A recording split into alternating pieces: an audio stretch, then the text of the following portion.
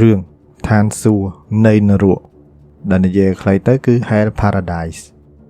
សាច់រឿងនេះដែរគេនិយាយអំពីបេសកកម្មស្វែងរកទឹកថ្នាំជីវិតអមតៈនៅក្នុងកោះមួយដោយអ្នកដែលត្រូវទៅយកនោះគឺសុទ្ធតែជាអក្រិតជនទាំងអស់ក្នុងនោះដែរ Gabimaru ដែលជានិនចាក៏ត្រូវបានជ្រើសរើសឲ្យទៅរកទឹកថ្នាំនោះផងដែរ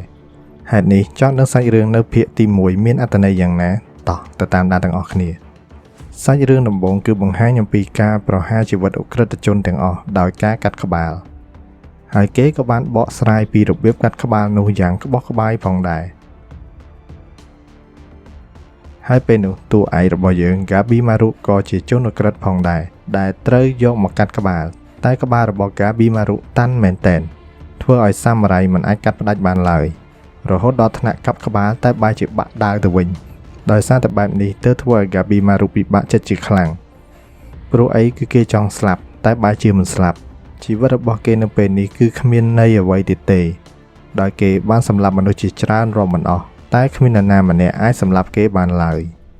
ក្រោយមកក៏មាននារីដ៏ស្រស់ស្អាតម្នាក់ឈ្មោះថា Yamada Asaemon Sakiri ដែលនាងគឺជាពេជ្ឈឃាតបញ្ជូនមកដើម្បីសម្លាប់ Gabimaru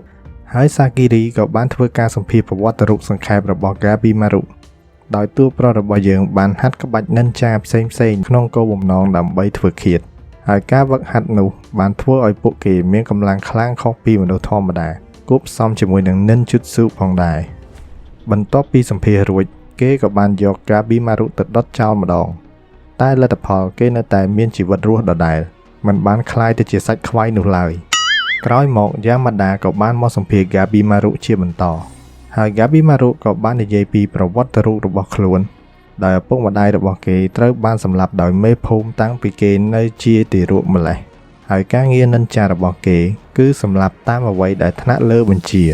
ហើយមូលហេតុដែល Gabimaru ត្រូវបានចាប់ខ្លួននោះគឺដោយសារដៃគូរបស់គេបានក្បត់នៅពេលកំពុងធ្វើបេសកកម្មរឿងនេះគឺមកពី Gabimaru ព្យាយាមចេញពីភូមិរបស់គេទើបមេភូមិនោះតាមធ្វើបាបសម្ភារបានប៉ុណ្នេះហើយគេក៏បានយក Gabimaru ទៅសម្លាប់ម្ដងទៀតដោយប្រើក្របីខ្មៅបំបែកសាកសពតែជាអកុសលអីអ្នកដែលស្លាប់នោះបែរជាក្របីពីរក្បាលនោះទៅវិញធ្វើឲ្យពូអត់សក់ពីមុខនោះខឹងយ៉ាងខ្លាំងរហូតដល់ថ្នាក់ទៅបងរំលោះទិញក្របីមកបន្ថែមតែខណៈពេលនោះ Sakiri គេបានដឹងថាមិនមែនពួកគេមិនអាចសម្លាប់ Gabimaru បានឡើយគឺព្រោះ Gabimaru ព្យាយាមតតាំងជាមួយនឹងការសម្លាប់ទាំងនោះហើយនាងក៏បន្តសួរហេតុអ្វីបានជាគេចាក់ចេញពីភូមិរបស់ខ្លួន Gabimaru ក៏បានឆ្លើយថាខ្លួនគឺជាមនុស្សអស្ចារ្យដែលបានទទួលស្គាល់ពីមេភូមិរបស់គេនិងបានលើកកូនស្រីឲ្យគេថែមទៀតដែលប្រពន្ធរបស់គេគឺមិនមែនជានិនចានោះទេគ្រាន់តែជាក្មេងស្រីគួរឲ្យស្រឡាញ់ម្នាក់តែប៉ុណ្ណោះដោយសារតែនាងទើបធ្វើឲ្យជីវិតរបស់ Gabimaru មានភាពក្រឡាប់ចាក់និងធ្វើឲ្យគេអស់អារម្មណ៍ក្នុងការធ្វើជាឃាតករហេតុនេះគេក៏បានសុំមេភូមិរបស់គេដើម្បីលាឈប់តែមេភូមិនោះក៏បានដាក់បេសកកម្មចុងក្រោយមួយទៀតមកឲ្យ Gabimaru ដែលបេសកកម្មនោះគឺជាអន្ទាក់ដើម្បីឲ្យគេចាប់ខ្លួន Gabimaru បាននៅពេលត្រឡប់មកក្នុងគុកវិញ Gabimaru ក៏បានយល់ស្របនៅសម្ដីរបស់ Sakiri ដែលថាខ្លួនបានតតាំងជាមួយនឹងការស្លាប់នោះរួចគេក៏បដិញ្ញាថានឹងឈប់តតាំងទៀតហើយ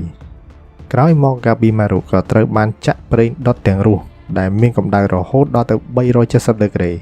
តែ Gabimaru បែរជាដើរចេញមកដោយគ្មានខ្លោចបន្តិចសោះឡើយគ្រាន់តែមានក្លិនឈ្ងៀមតិចៗបន្ទាប់មកកិច្ចសម្ភាររបស់ Yamada Sakiri ក៏បានបញ្ចប់ដោយនាងបានរៀបចំសម្រាប់ Gabimaru ដោយខ្លួនឯងផ្ទាល់ដូច្នេះ Gabimaru ក៏ត្រូវបាននាំមកបន្ទប់ក្រោមដីមួយដែលមាន Sakiri អង្គុយរងចាំរួចជាស្រេចត្រង់នេះដែលតាក់ទងនឹងឈ្មោះ Yamada នោះគឺ Yamada Asaemon គឺជាឈ្មោះស្នងបន្តពីត្រកូល Yamada ដែលជាអ្នកប្រើដាវដ៏ពូកែនិងជាពេជ្ឈឃាតតជំនាន់ផងដែរពួកគេមានសមត្ថភាពក្នុងការកាត់ផ្ដាច់ក្បាលអ្នកទោសត្រឹមតែមួយដាវតែប៉ុណ្ណោះប៉ុន្តែ Asaemon ជាទូទៅគឺជាប្រុសហេតុនេះនាងគឺជាមនុស្សស្រីដំបូងដែលបានក្លាយទៅជា Asaemon Gabimaru ដឹងពីសមត្ថភាពរបស់នាងថាអាចកាត់ក្បាលរបស់ខ្លួនបានគេក៏បំបែកខ្នោះដៃរបស់ខ្លួនស្របពេលនោះ Sakiri ក៏ស្ទុះទៅកាប់ក្បាល Gabimaru តែគេបានគេចទាន់ Sakiri ក៏បានចោទសួរក្រែងហើយចង់ស្លាប់ហ៎មិនក៏ចាំបាច់គេចធ្វើឲ្យ Gabimaru ឆ្ងល់នឹងខ្លួនឯងថាគេចង់ស្លាប់ឬអត់ ក្រោយមកគេក៏បានស្រមៃឃើញអតីតកាលល្អៗជាមួយប្រពន្ធរបស់ខ្លួនដែលបង្ហាញថាគេស្រឡាញ់ប្រពន្ធរបស់គេខ្លាំងណាស់អញ្ចឹងគេក៏បានឆ្មក់យកដាវទៅតតាំងជាមួយសាគីរីវិញហើយមូលហេតុដែលគេចង់ស្លាប់នោះគឺដោយសារតែគេមិនអាចមានជីវិតរស់នៅសាមញ្ញជាមួយប្រពន្ធរបស់ខ្លួនតែពេលនោះសាគីរីក៏បានយកខិត្តប័ណ្ណផ្សព្វផ្សាយមួយចេញមកដែលបទល្មើសប្រព្រឹត្តទាំងប៉ុន្មាននឹងត្រូវបានលើកលែងទោសថែមទាំងគ្មានអ្នកណាអាចមកព្យាបាទគេបានថែមទៀតបើសិនជាជនល្មើសនោះព្រមធ្វើតាមលក្ខខណ្ឌរបស់គេដែលលក្ខខណ្ឌនោះគឺតម្រូវឲ្យអ្នកទោសត្រូវទៅឋាននរកលក្ខខណ្ឌនេះធ្វើឲ្យ Gabi Maru ចម្លែកក្នុងចិត្តលើកលែងទោសទាំងអស់តែបែរជាឲ្យទៅឋាននរកវិញអញ្ចឹងមិនដូចងាប់បដែលហ្នឹងតែឋាននរកនោះគឺមិនមែនឲ្យគេទៅស្លាប់នោះទេតែវាជាកោះមួយនៅឋានមនុស្សដែលមានភាពសម្បូរសប្បាយគ្មានភាពឈឺចាប់ឈ្មោះថា Shinsenkyo ដែលមានជំនឿថាទីនោះគឺជាឋានសួគ៌ដែលវាមានទីតាំងស្ថិតនៅភាគនិរតីយ៉ាងឆ្ងាយពីអាណាចក្រ Ryukyu មានមនុស្សមួយចំនួនបានទៅដល់ទីនោះទេសភាពគឺស្រស់ស្អាតមានទាំងមេអំបៅផ្ការរាំទឹករាំនិងមានដំណើរថាទឹកមន្តជីវិតអមតៈគឺត្រូវបានរកឃើញនៅទីនោះហេតុនេះទើបមានមនុស្សមួយចំនួនបានធ្វើដំណើរស្វែងរកទីនោះដើម្បីយកទឹកមន្តក៏ប៉ុន្តែអ្នកដែលទៅដល់ទីនោះគ្មានអ្នកណាមានជីវិតត្រឡប់មកវិញឡើយដោយខ្លួនប្រាណរបស់គេត្រូវបានក្លាយទៅជាផ្កាថែមទៀតដោយសារតែបែបនេះធ្វើឲ្យមនុស្សទាំងនោះជឿថាពិតជាមានទឹកបេតមន្តនោះមែនហេតុនេះគេក៏បានចេញលិខិតឲ្យយកជនល្មើសទាំងអស់នោះទៅរុករកក្នុងកោះឋានសួគ៌មួយនោះហើយនេះក៏ជាមូលហេតុដែលនាងមករក Gabi Maru ផងដែរសាគីរីក៏បានបញ្ចុះបញ្ចូល Gabi Maru ឲ្យទៅរកទឹកមន្តនោះដើម្បីមានឱកាសបានជួបជុំប្រពន្ធរបស់ខ្លួនវិញក៏ប៉ុន្តែអាតាមាត់ធំនោះមិនព្រមឲ្យ Gabi Maru ចាក់ចេញឡើយគេក៏បានព្យាយាមហុំព័ទ្ធអ្នកទាំងពីរអញ្ចឹង Gabi Maru ក៏បានប្រើនិនជិតស៊ូរបស់ខ្លួនដុតកំឡោចអ្នកនៅទីនោះសន្លប់អស់ទៅហើយគេក៏បានយល់ព្រមទៅរកទឹកមន្តជាមួយសាគីរីហើយភាគទី1ក៏បានបញ្ចប់ត្រឹមប៉ុណ្ណេះ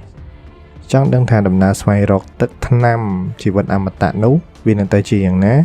ចឹងខ្ញុំនឹងធ្វើការបកស្រាយនៅភាគទី2នៅវីដេអូក្រោយសង្ឃឹមថាអ្នកទាំងអស់គ្នានឹងចូលចិត្តនៅការសម្រាយរឿងមួយនេះបើមានកំហុសខុសឆ្គងត្រង់ណាសូមខន្តីអភ័យទោសចាំជួបគ្នានៅភាគបន្តក្នុងវីដេអូក្រោយបាយ